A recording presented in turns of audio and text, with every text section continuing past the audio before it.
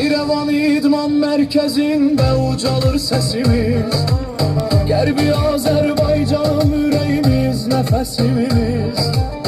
Dağların küləyi, tarixlərimizi, bu torpaq yaddaşımız, keçmişimizin özü. Göy-gölün nəfəsi, Zəngəzurun harayı, yurt həsrəti ilə döyülür hər bir ürək payı.